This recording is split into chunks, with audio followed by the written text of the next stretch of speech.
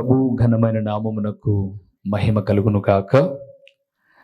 మన ప్రభువును రక్షకుడును నైన యేసుక్రీస్తుల వారి యొక్క ప్రశస్తమైన నామములో మరొక శ్రేష్టమైనటువంటి శుభదినములో దేవుని పాదాల చెంత దేవుడు మనలను జీవముతో నిలబెట్టి దేవుని స్తుతించుటకు ఆరాధించుటకు ఆయన పాద సన్నిధిలో మనలను నిలబెట్టుకున్న విధానమును బట్టి దేవాది దేవునికి మనము ఎంతగానో స్తుతులు చెల్లించబద్దులమై ఉన్నాము. అదే సమయంలో దేవుని వాక్యము ద్వారా ఆత్మీయ మేలులు పొందుకొనుటకు దేవుని పాదముల చెంత చేరి ఉన్న దేవుని ప్రియబిడులైన మీ అందరికీ కూడా ప్రభు అయిన యేసుక్రీస్తు పేరిట వందనములు తెలియచేయచ్చు ఉన్నాను. దేవుని వాక్యమును మీరు ప్రేమిస్తూ ఉన్నప్పుడు దేవుడు మిమ్మల్ని ప్రేమించుటే కాక తన లేఖనం సెలవిస్తుంది, నన్ను ప్రేమించు వారిని నేను ప్రేమించడమే కాదు వారిని ఆస్తికర్తలుగా చేయుదును అన్నాడు. ఆస్తికర్తలుగా చేయడమే కాక మెండైన దీవెనలతో ఆశీర్వదించి పరమునకు చేర్చుకునేవాడుగా ఉన్నాడు. కావున నా దేవుడు మిమ్మలను మీ కుటుంబాలను నిండారులుగా ఆశీర్వదించునుగాక. దేవుని సన్నిధానంలో ప్రభునందు ప్రియులారా, దినదినము ఒక నూతన విషయాన్ని ప్రభు మనతో మాట్లాడుతూ మనలను ఆత్మీయముగా బలపరుస్తూ స్థిరపరుస్తూ దేవుని రాకడకు ఆయన సిద్ధపరుస్తూ ఉన్నాడు. ఎన్నో సందేశాలు మీతో మాట్లాడుతూ ఉన్నప్పుడు వింటున్న మీరు ఎంత మేలు పొందుకుంటున్నారో మాకు తెలియదు, కానీ చాలామంది మాత్రం ఈ వాక్యము ద్వారా మేము చాలా మేలు పొందుకున్నాం, ఆత్మీయముగా బలపరచబడుతూ ఉన్నాం, దేవుని సన్నిధానంలో ఎప్పటికప్పుడు మమ్మల్ని మేము సరిచేసుకుంటున్నాం అని చెబుతున్నవారు చాలామంది ఉన్నారు. వారిలో మీరు ఉండాలన్నదే మా ఆశ. వాస్తవంగా గడిచిన సందేశాల్లో మనం ఎలాంటి బుద్ధి ఉంటే మనము ఆశీర్వదించబడతాం అన్న విషయాన్ని చూస్తూ రెండు భాగాలుగా బుద్ధి ఎలాగుండాలో, ఎలాంటి బుద్ధి ఆశీర్వాదమును తీసుకొని వస్తుందో దేవుడు మాట్లాడుతూ ఉన్నప్పుడు మీరు విన్నారు. అయితే నేను ఎప్పుడు ప్రతి సందేశము తర్వాత గమనిస్తున్న విషయం ఏంటంటే, దేని గురించి అయితే దేవుడు మాట్లాడతాడో దానికి భిన్నంగా ఆ రోజే అపవాది కూడా పనిచేస్తాడు. దానికి భిన్నంగా భార్యాభర్తలు కలిసి ఉండాలి అని నేను మాట్లాడాను అనుకోండి సందేశం, ఆ రోజే అపవాది ఇంట్లో వాక్యం వినిపోయిన తర్వాత ఏం చేస్తాడు? కుంపటి పెడతాడు, గొడవ పెడతాడు. కుటుంబాల మధ్య ఐక్యత ఉండాలి అని నేను ప్రసంగించాను అనుకోండి, అపవాది ఆ రోజు అంటే 24 గంటలు గడవక ముందే కుటుంబాల మధ్య చిచ్చు పెడతాడు. అయితే నేను చెప్పాలనుకున్న విషయం ఏంటంటే, అపవాదికి చోటు ఇయ్యకుడి, వానికి కాదు మీరు చోటు ఇవ్వాల్సింది. ఏ వాక్యమైతే మీరు విన్నారో, మీరు కొంత ఏదైనా అపవాది ఉరులలోనికి వెళ్ళిపోయి టెంప్టేషన్కు ఉద్రేకానికి లోనైనా నేను విన్న వాక్యం ఏంటి, నా విధి విధానం ఏంటి అని ఆలోచించగలిగినప్పుడు దీవించబడతారు ప్రియులారా. కాబట్టి బుద్ధి గురించి 2 సందేశాలు చెప్పినప్పుడు రెండో సందేశం అయిపోగానే ఒక ఆమె బుద్ధి లేకుండా మాట్లాడుతుంది, మందిరంలోనే మాట్లాడుతుంది బుద్ధి లేకోకుండా. ఎంత బుద్ధి లేకోకుండా జ్ఞానము లేకోకుండా మాట్లాడుతున్నారు అని అంటే వారికి ఏమన్నా దయ్యం పట్టిందో, ఒకవేళ దయ్యం దూరి నిలబడుకున్నారో కూడా అర్థం కాదు. ఇంకొక సందేశం చెప్పవలసి ఉంది ఈరోజు, ఎలాంటి బుద్ధి ఉండకూడదు అని. అయితే ఆ సందేశం ఈరోజు నేను చెప్పడం వల్ల ఇది మా కొరకే అనే ఒక భావనలోనికి మీరు వెళ్తారు. కాబట్టి ఆ సందేశాన్ని కొంచెం ముందుకు తీసుకుని వెళ్ళి ఈరోజు మీతో మాట్లాడుతున్న అంశభాగం ఏమిటనగా, దేవుని నమ్ముకున్నవారు తప్పక చేయవలసినవి ఏవి? ఎప్పుడంట? తప్పక. ఈరోజు మన మాటలు, దేవుని మాటలు ధ్యానం చేస్తున్నప్పుడు తప్పక తప్పక అనే పదాలు వస్తాయి. ఎవరన్నా మనం పెళ్ళికి పిలవడానికి వెళ్ళామనుకోండి, ఏం చెప్తాం? తప్పకుండా రండి అంటామా లేదా? ఏదన్నా ఒక ఓపెనింగ్ పిలవడానికి అనుకో, తప్పకుండా కుటుంబం అంతా రండి అని పిలుస్తాం. మనం కూడా ఏం చెప్తామంటే తప్పకుండా వస్తామని చెప్తాం. తప్పకుండా తప్పకుండా హోంవర్క్ చేయి అని అంటాం. తప్పకుండా భవిష్యత్తులోనికి వెళ్ళు, బాగా చదువుకో అని అంటాం. కొన్ని తప్పక మనం చేస్తే దేవుడు తప్పక చేసే మేళ్ళు ఉన్నాయి. అది రేపు సందేశం, తర్వాత సందేశం. ఈ సందేశానికి ఈరోజు మనం తప్పక చేయాల్సింది, మనం తప్పక కొన్ని చేస్తే తర్వాత సందేశంలో దేవుడు కూడా తప్పక చేసేవి కొన్ని మీకు చూపిస్తాను.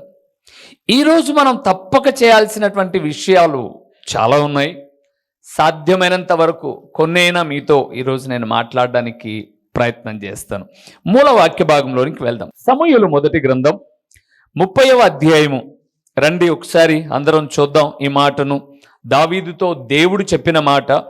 ఆ మాట చదివించి దేవుని నమ్ముకున్న మనం తప్పక చేయాల్సిన విషయాలేవో కొన్ని మీకు చెప్తాను. 8వ వచనాన్ని చూద్దాం. 30వ అధ్యాయము 8వ వచనాన్ని చూద్దాం. నేను ఈ దండును తరిమిన ఎడల దాన్ని కలుసుకొందునా అని యెహోవా యొద్ద దావీదు విచారణ చేయగా యెహోవా యెహోవా అంటున్నాడు, తరుము, నిశ్చయముగా నీవు వారిని కలుసుకొని తప్పక నీ వారిని చదవాలి. తప్పక అని చదవకూడదు. తప్పక పాకేముంది, పావత్తు ఉంది. తప్పక నీ వారిని అందరినీ నీవు దక్కించుకొందు అని సెలవిచ్చను. చాలు. దావీదు అరణ్యంలో ఉన్నాడు. తన మామైనటువంటి సౌలుకు భయపడి పారిపోయి అరణ్యంలో ఉన్నప్పుడు తనను నమ్ముకొని, అయ్యా నీకు అన్యాయం జరిగింది, నీ వెంట మేము ఉంటాం, నువ్వే మా నాయకుడివి, యుద్ధంలో మాకు ముందుండి నడిపించాను, ఇక ముందు కూడా రాబోయే దినాల్లో నీకు ఆ రాజు అయ్యేటటువంటి ఆధిక్యత ఉంది, నీ వెనక ఉంటాం అని చెప్పేసి దగ్గర ఒక 400 మంది ఆయన దగ్గరకు వచ్చేసారు.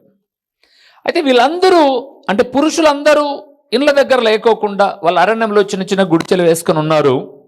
వాళ్ళ దగ్గర లేనప్పుడు పురుషులందరూ బహుశా సంపాదన నిమిత్తమై వెళ్ళారో, వేటాడడానికి వెళ్ళారో. వారు వచ్చేసరికి అమాలేకీయులు వచ్చి ఆ ఇళ్ళ దగ్గర ఉన్నటువంటి మేకలను, గొర్రెలను, ఎడ్లను, వాటితో పాటు స్త్రీలను, పిల్లలను అందరినీ దోచుకొని పోయారు. అవి 30వ అధ్యాయంలో ఉంటాయి, తర్వాత మీరు చదువుకోండి. వీళ్ళ ఇంటికి రాగానే ఎవరు లేరు అక్కడ. శత్రువులు దోచుకుపోయారని అర్థమైపోయింది. వెనకున్న వాళ్ళందరూ నిన్ను నమ్ముకునే మాకు ఇలాంటి పరిస్థితి వచ్చింది అని రాళ్ళు ఎత్తి కొట్టి చంపాలనుకున్నారు దావీదును. కానీ దేవుడు అనుమతి ఇవ్వాల. అప్పుడు దావీదు కొంచెం ధైర్యం తెచ్చుకోండి అని చెప్తాడు. 6వ వచనం చివరి లైన్లో యెహోవాను బట్టి ధైర్యం తెచ్చుకొని దేవుని దగ్గర ప్రార్థన చేశాడు. ప్రభువా, నా భార్య పిల్లలే కాక నన్ను నమ్ముకొని వచ్చిన వాళ్ళందరి భార్య పిల్లలు, ఆస్తులు అన్నీ దోచుకుపోయారు. ఇప్పుడు నేను తరిమితే, అంటే వారు ఎక్కడ వెళ్ళారో ఆ రూట్ గుండా నేను వెళ్తే వాళ్ళని నేను చేరుకుంటానా? తిరిగి నా ఆస్తిని అంతటిని నేను తెచ్చుకుంటానా? తిరిగి నా భార్య పిల్లలను, నా నమ్ముకున్న వారి భార్య పిల్లలను అన్నిటినీ నేను తెచ్చుకుంటానా? నువ్వు చెప్తే నేను వెళ్తాను ప్రభువా అన్నాడు. దేవుడు అన్నాడు, నువ్వు వారిని కలుసుకుంటావు, తరుము అని చెబుతూ మంచి మాట అన్నాడు. తప్పక నీ వారిని అందరిని ఏం చేస్తావు? దక్కించుకుంటావు. అయితే ఇక్కడ మీరు గమనించాల్సిన విషయం ఏంటంటే, దావీదు దేవుని స్తుతిస్తూ ప్రార్థిస్తున్నప్పుడు దేవుడు ఆ మాట చెప్పాడు. ఇప్పుడు మన కుటుంబాలను మనం రక్షించుకోవాలనుకున్నా మనం ప్రార్థన చేస్తుంటాం. దేవా, నేను రక్షించబడ్డాను, నా తల్లి తండ్రి, నా అన్న తమ్ముడు అక్క చెల్లెలు రక్షణ లేకోకుండా నశించిపోతూ ఉన్నారు, వారిని నేను రక్షించుకుంటానా అని నువ్వు కూడా ఇప్పుడు ప్రార్థన చేయి. దేవుడు అంటాడు, దావీదు నేను చేస్తే ఇది సాధ్యం అవుతుందా అన్నప్పుడు తప్పక జరుగుతుందని చెప్పాను, నీకు కూడా తప్పక జరుగుతుంది అని చెప్తాడు. అయితే మనము తప్పక చేయవలసిన కొన్ని కార్యాలు ఉన్నాయి. మనం దీవించబడాలన్నా, ఆశీర్వదించబడాలన్నా, ఉన్నత స్థితికి వెళ్ళాలన్నా, మన స్థాయి మెరుగవ్వాలన్నా తప్పక మనం చేయాల్సిన కొన్ని పనులు ఉన్నాయి. అవి త్వరితంగా చెప్పేస్తాను, ఈరోజు సందేశానికి యాప్ చేస్తాను. ఇవి తప్పక మనం చేస్తే దేవుడు మనకు తప్పక చేసే కార్యాలేంటో తర్వాత విషయంలో మాట్లాడతాను. దానియేలు గ్రంథం 6వ అధ్యాయము 16వ వచనములో తప్పక మనం చేయాల్సిన పనేంటో దేవుడు చెప్తున్నాడు. చూద్దాం. 16వ వచనం. రాజు ఆజ్ఞేయగా అంతటా రాజు ఆజ్ఞేయగా బంట్రోతులు దానియేలును పట్టుకొని పోయి సింహముల గుహలో పడద్రోయగా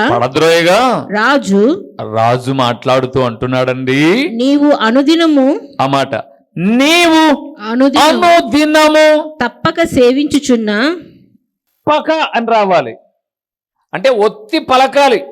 రాజు అంటున్నాడు, ఊరికి టూకీగా మాట్లాడిపోరా. సింహాల బోనులో దానియేలున్నాడు, బోన్లో దానియేలున్నాడు, బయట రాజున్నాడు. రాజు అంటున్నాడు, నీవు అనుదినము తప్పక సేవించుచున్న నీ దేవుడే నిన్ను రక్షించునని దానియేలుతో చెప్పాను. చాలు ప్రుగులారా, దేవుని నమ్ముకున్న మనము చేయవలసిన మొట్టమొదటి పని, తప్పక చేయవలసిన పని ఏంటంటే తప్పక అనుదినము దేవుని సేవించాలి, అంటే ఆరాధించాలి అని అర్థం. తప్పక దేవుని ఏం చేయాలి? ఆరాధన చేయాలి. ఇక్కడ దానియేలు నెబుకద్నెజరు యొక్క సంభాషణ మనకు అర్థమైపోయింది. చాలా పర్యాయములు విన్నాం ఈ మాటలు. ఇప్పుడు దానియేలు మీద ఊర్లో వాళ్ళందరూ కక్ష కట్టారు, అందరూ ఏకమైపోయారు. ఇతను రాజు దగ్గర మంచి పేరు సంపాదించుకున్నాడు, ఇతను ఎలాగైనా మనం ఇబ్బంది పెట్టాలి అని నిత్యము వెతికారు. ఆయన ప్రార్థనా పరుడు కాబట్టి నింద మోపారు, తీసుకొచ్చి చెరసాల్లో సింహాల బోనులో పడేశారు. అప్పుడు అంటున్నాడు, సింహాలే కాదు దానియేలు, అంతకన్నా క్రూరమైనటువంటి ఏ జంతువుల మధ్యలో ఉన్నా నువ్వు తప్పక ఆరాధించే దేవుడు నీకేం చేస్తాడు? రక్షణనిస్తాడు. ప్రభునందు ప్రియులారా, ఒక వ్యక్తి బహుగా దీవించబడాలి అని అంటే తప్పక దేవుని ఆరాధించే వ్యక్తి అయి ఉండాలి. నేను 96వ సంవత్సరం, నా 10th 93, నా బ్యాచ్ 10th క్లాస్ 93, 94 నుంచి, అప్పటికి నేను హాస్టల్లో ఉంటున్నారు. 5th క్లాస్ నుంచి 88 నుంచి ఉంటున్నాను, చదువుకుంటూ ఉన్నాను. అక్కడ హాస్టల్లో మమ్మల్ని క్రమంగా ఉదయ సాయంకాలపు ప్రార్థనలు ఉండేవి. అదే సమయంలో ఆదివారం మందిరానికి మమ్మల్ని క్రమంగా నడిపించేవారు, సండే స్కూల్కు నడిపించేవారు. 96లో నేను ఒక క్యాంప్కి వెళ్ళాను, రీజనల్ లీడర్షిప్ క్యాంప్ అని చెప్పేసి విజయవాడలో జరిగితే 96వ సంవత్సరంలో. ఆ క్యాంపులో నేను దేవుని ఎదుట మాట ఇచ్చాను, ప్రభువా నీ సేవ చేస్తానని 96వ సంవత్సరంలో. అప్పుడు నా వయసు 17 సంవత్సరాలు. దేవునికి మాట ఇచ్చాను, మర్చిపోయాను. నేను మర్చిపోవడం అంటే జీవన వ్యాపారంలో చిక్కుకొని ఎలాగైనా ఏదో ఒక ఉద్యోగం సంపాదించుకోవాలి, ఒక బ్రతుకు తిరుగు చూసుకోవాలి, రేపొద్దున పెళ్ళి అవుతుంది, పిల్లలు, కుటుంబ జీవితాన్ని పోషించుకోవడానికి నేను ఎలాగైనా సరే దేవుని సేవ కన్నా ముఖ్యంగా ముందు నా బతుకును నేను నిలబెట్టుకోవాలి అనే ఒక వ్యాపారం, అంటే జీవన వ్యాపారంలో పోరాట పటిమతో 97లో నేను హైదరాబాద్కి వెళ్ళిపోయాను. ఒక కంపెనీలో ఒక క్యాజువల్ వర్క్ చేశాను. అటు నుంచి షాద్నగర్కి వచ్చాను, అటు నుంచి జడ్చెల్లకు వచ్చాను, అటు నుంచి మళ్ళా హైదరాబాద్కి వెళ్ళాను. ఒక 2-3 సంవత్సరాలు దారం తెగిన గాలిపటం వలె అటు ఇటు తిరిగాను. 98-99 సంవత్సరానికి ఇంటికి వచ్చాను. ఇంటికి రాగానే మా నాన్న అన్నాడు, ఆయనకు తెలిసినటువంటి వాళ్ళు ఊర్లో, మేమున్న పల్లెలో ఒక ఆమె కోవిడ్కి పోయి వస్తే మావాన్ని కోవిడ్కి పిలుచుకోమ్మా అన్నాడు. నిజంగా ఆ రోజు కోవిడ్ పంటే ఈరోజు దుబాయ్ సెట్ అయిపోయింది, మీ దగ్గర వాక్యం చెప్పకపోయింది. నేను దేవుని ప్రణాళిక అది కాదు. సో అని అంటే మేము తప్పకుండా పంపిస్తాం అది ఇది అన్నారు. అవన్నీ తుచ్ అయిపోయాయి. 99లో పులివెందులకు వచ్చాను. ఒక చిన్న పనిని ప్రారంభించుకుంటూ విద్యను అభ్యసించుకుంటూ నా జీవితాన్ని కొనసాగిస్తూ వచ్చినప్పుడు 99 నుంచి 99వ సంవత్సరం నుంచి ఇది 2025వ సంవత్సరం, 27 సంవత్సరాలు ప్రియులారా. ఇప్పటికీ ఏ ఆదివారపు ఆరాధనను నేను కోల్పోలా. మీరు నమ్ముతారా?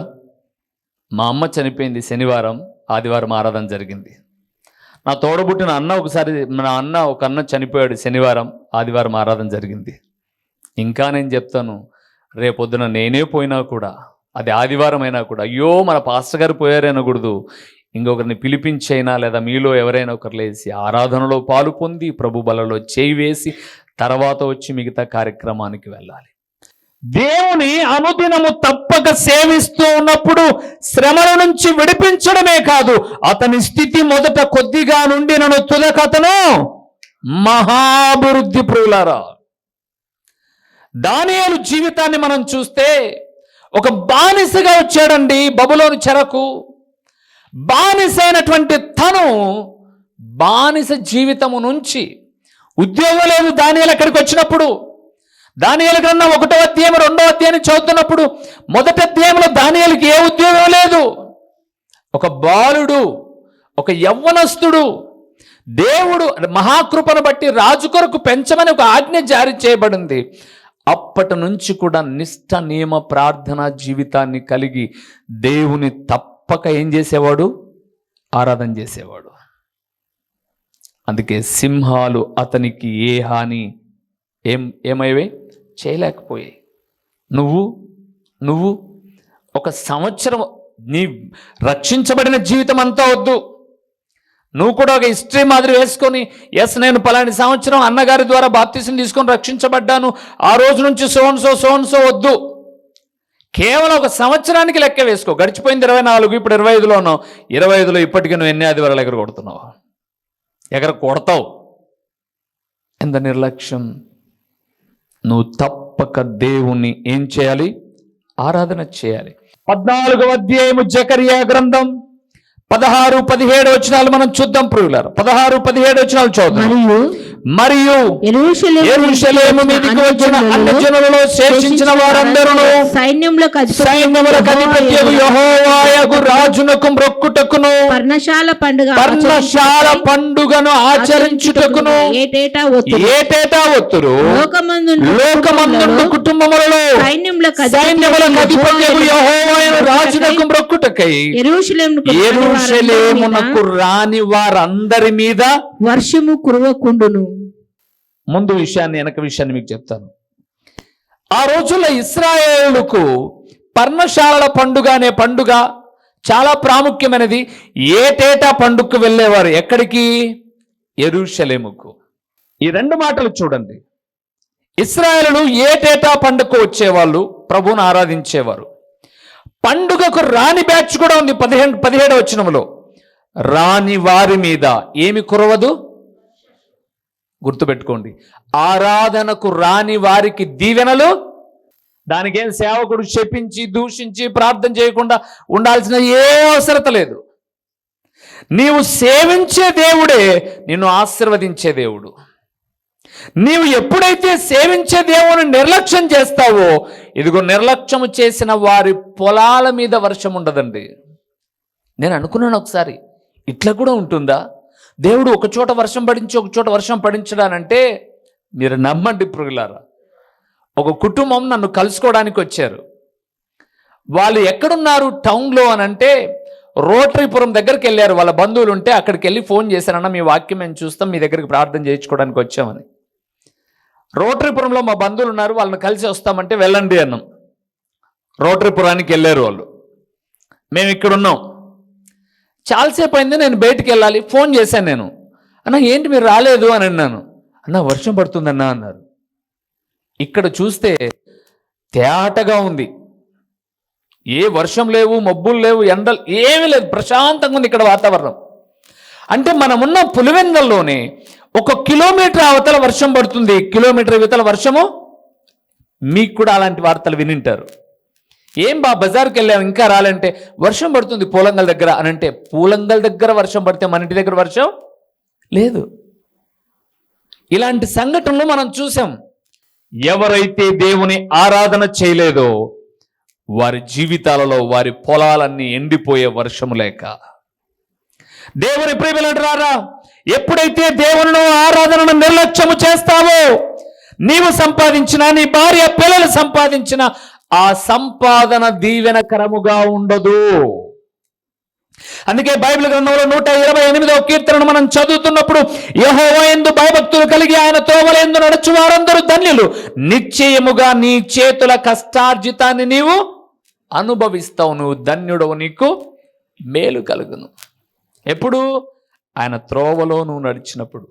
ఒక రాజు అండి, దావీదు మనవడని చెప్పచ్చు, గొప్ప రాజు. ఆయన ఏం చేశాడు తెలుసా? రాజు అయినప్పటి నుంచి రాజైన హిజ్కియా ఉన్నాడు. దేవుని బిడ్డలారా, నువ్వు రావడం రాకపోవడం నీ ఇష్టం, నువ్వు దీవించబడ్డం శపించబడ్డం నీ ఇష్టం. కానీ ఒక సేవకుడిగా నేను చెప్తున్నాను, దేవుని నమ్మిన తర్వాత తప్పక దేవుని ఆరాధనను నిర్లక్ష్యం చేయకూడదు. తప్పక దేవుని ఆరాధనను ఎప్పుడు నిర్లక్ష్యం చేయకూడదు. మీరు అనుకోవచ్చు, నేను ఉన్న పలంగా ఊడిపడి సేవలోకి వచ్చాను. రాలా, నేను కూడా విశ్వాసినే. నేను సేవలోకి వచ్చిన తర్వాత కూడా జీవనోపాధి నిమిత్తమై నేను కూడా 3.5 సంవత్సరాలు ఉద్యోగం చేశాను. 3.5 సంవత్సరం. సెంట్రల్ గవర్నమెంట్ ఏం కాదు, గవర్నమెంట్ ఏం కాదు, ప్రైవేట్ జాబే నేను చేసింది కూడా. ఇక్కడే సమీపంలో రాతినార గనులు ఉన్నాయి, వయస్సు వాళ్ళవి, యాస్బెస్టాస్ అంటారు. ఆ రాతినార గనులలో ఒక సింపుల్గా చిన్న ఉద్యోగం చేయడానికి అని చెప్పేసి వెళ్ళి ఒక 25 నుంచి 50 మంది కూలోలను ఇచ్చే సూపర్వైజర్ స్థాయిలోనికి వెళ్తూ వచ్చాను. అయితే మీరు నమ్మండి ప్రియులారా, ఏ రోజు కూడా ఆరాధన నిర్లక్ష్యం చేయాలా. చాలా పర్యాయం చెప్పాను మీకు. అక్కడ ఆదివారము కంపెనీ నడుస్తుంది. కంపెనీకి సెలవు ఎప్పుడంటే గురువారం. ఎందుకంటే మన పులివెందుల ప్రాంతం అంతా ఆ రోజు సంత చేసుకుంటారు, అందరూ వచ్చి సరుకులు మార్కెట్లో కొనుక్కొని వెళ్ళిపోతారు. కాబట్టి గురువారం హాలిడే, ఆదివారం వర్కింగ్ డే. కానీ మీరు నమ్మండి, ఏ ఆదివారపు ఆరాధనను నిర్లక్ష్యం చేసి ఏ రోజు కూడా 3.5 సంవత్సరాల్లో ఒక్కరోజు కూడా డ్యూటీకి వెళ్ళలే నేను. ఇదే ఊర్లో ఉన్నాడు పెద్ద ఆయన ప్రకాష్ రెడ్డి గారు. మీరు ఎప్పుడైనా అడగండి, మీ దగ్గరికి వచ్చాడు ఆదివారము అని చెప్పేసి అంటే, అయ్యో 3 సంవత్సరాల్లో మేము చాలా బాధపడ్డాం. ఎందుకు బాధపడ్డామంటే, జనరల్స్ ఉదయం షిఫ్ట్ ఉంటుంది నాది. 6 గంటలకు వెళ్తే 2 గంటలకు డ్యూటీ నుంచి రావాలి నేను. ఒక వ్యక్తి నైట్ 10 గంటలకు ఎక్కి ఉదయం 6 గంటల వరకు డ్యూటీ చేస్తాడు. నేను ఆదివారం డ్యూటీకి పోను. పోకపోయినప్పుడు ఆ డ్యూటీ ఆగిపోకూడదు, వచ్చిన కూలీలు ఆగిపోకూడదు. కాబట్టి నైట్ డ్యూటీ చేసినోడు యాజ్ ఇట్ ఈస్గా మార్నింగ్ కూడా ఏం చేయాలి? డ్యూటీ చేయాలి అతను. అంటే నా వల్ల ఒక సూపర్వైజర్కి ఇబ్బంది. కూలీలు మారుతారు కానీ సూపర్వైజర్ మారడు.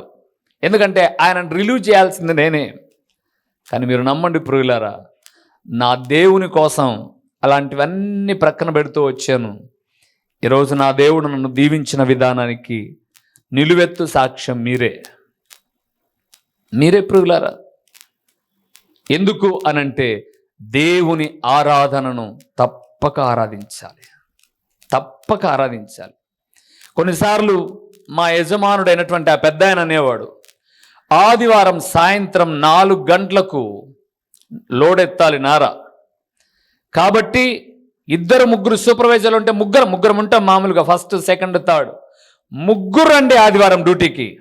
వచ్చి ఒక్కొక్క ప్లాంట్లో వర్క్ చేయించేసి ఏం చేస్తారో ఏమో తెలియదు, సాయంత్రానికి మీరు ఇన్ని మూటలు సిద్ధం చేస్తే అవన్నీ లోడెత్తారు 4 గంటలకు అంటారు. శనివారం అందరం తలకాయలు ఊపింటాం. ఆదివారం ఆయన కూడా ముందు వస్తాడు చర్చికి. పెద్ద ఆయన చాలా మంచిగా ముందు వస్తాడు చర్చికి. ఆయన కన్నా ముందు వచ్చింటా నేను. ఆయన కన్నా ముందు వచ్చి లోపల కూర్చొని పాట పాడుతుంటా. ఇంకా అప్పటికి ఎవరు రారు. వెనక్కి తిరిగేసి మళ్ళీ దగ్గర వేసి, నమస్తే సార్ అంటే, నువ్వు పోలే రూబెన్ డ్యూటీకి అంటాడు. 3 రమ్మన్నా కదా, నువ్వు పోలే అంటే, నేను పోనని చేరినప్పుడే చెప్పినా కదా సార్ మీకు ఆదివారము అంట. కర్మరా బాబు అంటాడు. సర్లే కూర్చో ఆరాధన చేయి అంటాడు. మళ్ళీ చెప్తాడు, ఆరాధన అయిపోయినా కన్నా వెళ్ళిపోయి ఇచ్చే అంటాడు. ఆరాధన వెళ్ళిపోతే నన్ను డ్యూటీలోకి ఎట్లా యాడ్ చేసుకోరు కాబట్టి 2 గంటల తర్వాతనే వెళ్ళి అప్పుడు చేయాల్సిన పనులు చేస్తాను నేను. తప్పక దేవుని ఏం చేయాలి? రక్షించబడ్డావా, ఏ ఆరాధన నిర్లక్ష్యం చేయకూడదు. 2వ విషయానికి వెళ్దాం ప్రియులారా. 141వ కీర్తన 5వ వచనం. నీతిమంతులు నన్ను కొట్టుట అంటే గద్దించుట అని అర్థం. నీతిమంతులు నన్ను కొట్టుట నాకు ఉపకారము, వారు నన్ను గద్దించుట నాకు తైలాభిషేకము, నేను అట్టి అభిషేకమును త్రోసివేయకుందునుగాక, వారి దుష్ట క్రియలను చూచియు నేను తప్పక ప్రార్థన చేయుచున్నాను. 2వది ప్రియులారా, దేవుని నమ్మిన వారు తప్పక దేవుని ఆరాధించాలి. 2వది, దేవుని నమ్ముకున్న వారు తప్పక ప్రార్థన చేయాలి. తప్పక ఏం చేయాలి? నాకు రాదు, నాకు నేర్చుకోలే, ఇదేం MBBS చదువు కాదు, లేకపోతే మన పిల్లలు వెళ్ళినట్టుగా ఏదో ఐటీఐ కాదు. ఇది ఇది దేవునితో మాట్లాడుట. మాట్లాడడం రాకపోవడం ఏంటండి? మీరేం మాటలు రానటువంటి మూగవాళ్ళ కాదు కదా. మీరు మాట్లాడమంటే అనర్గళంగా మాట్లాడతారు. మీ సంసార విషయాలు, కుటుంబ విషయాలు, మిమ్మల్ని ఏదైనా సలహా అడిగితే ఇస్తారు. ఇన్ని మాటలు వచ్చు మీకు. హాస్పిటల్కి వెళ్తే డాక్టర్ దగ్గర కడుపులో నొప్పి అని అంటే అన్నిటి నొప్పులకు ఇచ్చేది ఒక నొప్పి మాత్రమే. కానీ కడుపులో నొప్పి స్టార్ట్ అయింది సార్, ఇటు నుంచి ఈపులోకి వచ్చింది సార్ అంటే కడుపులో నొప్పికొకటి, ఈపులో నొప్పికొకటి, కాలు నొప్పికొకటి ఇస్తాడా? అన్నిటి కలిపిచ్చేది పెయిన్ కిల్లర్ ఒకటే. కానీ నువ్వు ఆయన దగ్గరికి వెళ్ళినప్పుడు 100 రూపాయలు ఫీజు ఇచ్చాం, 150 రూపాయలు ఫీజు ఇచ్చాం, చెప్పుకోవద్దు మన సమస్యలన్నీ అని చెప్పి ఏవేవో చెప్తివి. ఇన్ని చెప్పడం నీకొచ్చు, దేవుని దగ్గరకు వచ్చి ప్రార్థన చేయడం మాత్రం రాదు అంటే ఎంత అవివేకం. ఈరోజు మీరు అందరు బీగాలేసి ఇంటికి వచ్చి ఇక్కడికి వచ్చేసారనుకోండి మందిరానికి, ఎవరో మీ ఇంటి దగ్గరకు వచ్చారు, పక్కింటి వాళ్ళు ఉన్నారు, అన్న వీళ్ళు ఎక్కడికి పోయినంటే ఈరోజు ఆదివారం కదన్నా వాళ్ళు ప్రార్థనకు పోయింటారనా అంటారు. ప్రార్థనకు పోయింటారనా అంటే ప్రార్థనకు వచ్చిన నీకు ప్రార్థన చేయడం రాకపోతే సిగ్గుపడే విషయాల మీద అతిశయపడతారు. ప్రార్థన చేయడానికి నోర్లు పెగలవు. ఇంకా కొంతమంది ప్రార్థన చేయాలంటే ఎవరినో ఒకరిని దృష్టిలో పెట్టుకొని ప్రభువా అంటే ఇంకా వాళ్ళని అడగలేం కాబట్టి ఈ ప్రార్థనలో ఇవన్నీ నేను ఎంతో ఇబ్బంది పడుతున్నాను కాబట్టి వాళ్ళ దగ్గర నుంచి నాకు ఆ ఇబ్బంది లేకుండా చూడు అన్నట్లుగా పదాలు ఒల్లిస్తూ ఉంటారు. దేవునిందు ప్రియులారా, ప్రార్థన అనేది బాగున్నప్పుడు చేసేది, బాగలేనప్పుడు చేయకోకుండా ఉండేది కాదు, లేదా బాగలేనప్పుడు చేసి బాగున్నప్పుడు చేసేది కాదు. ప్రతి దినము మన జీవితంలో ఒక భాగమై ఉండాలి. మీకు ఒక మాట చెప్తాను ప్రియులారా, ఒక పక్షి పైకి ఎగరడానికి రెక్కలంత ప్రాముఖ్యమో ఒక వ్యక్తి ఉన్నత స్థితికి వెళ్ళడానికి ప్రార్థనా జీవితం అంతా ముఖ్యమైంది. ప్రార్థన అంటే దేవునితో మాట్లాడుట. ఆ మాట్లాడడానికి ఏ కష్టం అడ్డు రాకూడదు. దానియేలు గ్రంథం 6వ అధ్యాయం 10వ వచనాన్ని చూద్దాం ప్రియులారా. అద్భుతకరమైనటువంటి మాట ఒకటి మనకు అక్కడ కనిపిస్తుంది. 737వ పేజీలో దానియేలు గ్రంథం 6వ అధ్యాయము 10వ వచనాన్ని మనం చూస్తూ ఉన్నాం. ఇట్టి శాసనము సంతకము చేయబడినని దానియేలు తెలుసుకొనినను అతడు తన ఇంటికి వెళ్ళి యథాప్రకారముగా అనుదినము ముమ్మారు మోకాళ్ళుని తన ఇంటి పైగది కిటికీలు యెరూషలేములో తట్టునకు తెరవబడి ఉండగా దేవునికి ప్రార్థన చేయుచు ఆయనను స్తుతించుచు వచ్చిన 11వ వచనం. ఆ మనుషులు గుంపు కూడి వచ్చి దానియేలు తన దేవునికి ప్రార్థన చేయుటయు ఆయనను బ్రతిమాలుకొనుటయు చూచి. ఎలాంటి పరిస్థితులు ఉన్నాయి అక్కడ? ప్రార్థన చేస్తే చంపేసే రోజు వచ్చింది. అక్కడ ప్రార్థన చేస్తే సింహాల బోన్లోకి వెళ్తావు అనే ఒక ఆజ్ఞ ఉంది. కానీ అక్కడ రాయబడి ఉంది, ఇట్టి శాసనము సంతకము చేయబడినని దానియేలు తెలుసుకొనినను. యథావిధిగా ఎన్ని మాటలంట? రోజుకు 3 మాటలు ప్రార్థన చేస్తున్నాడు దానియేలు. కనీసం వారానికి 3 సార్లు కూడా చేయవు నువ్వు ప్రార్థన. ఎప్పుడెప్పుడు 3 సార్లు? ఆదివారం, మంగళవారం, శుక్రవారం. ఇదే అబ్బదు నీకు. అందుకే నీ బతుకు అట్లే ఉంది, చూసుకో. ప్రార్థించే వాళ్ళేమో ఎదిగిపోతూ ఉన్నారు.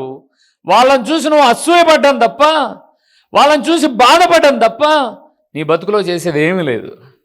మీరు అనొచ్చు, ప్రార్థనకు మా ఉద్యోగాలు అడ్డంకులా? దానియేలేం పని బాట్లేనటువంటి బికారి కాదు. మా చిరునామా దైవజనుడు బ్రదర్ ఓ రూబేన్ గారు, క్రీస్తు ప్రార్థనా మందిరం, డోర్ నెంబర్ 1-10-386, నగరిగుట్ట, పులివెందుల, కడప జిల్లా. మీ ప్రార్థనా అవసరాల కొరకై సెల్ నంబర్ 9989067409.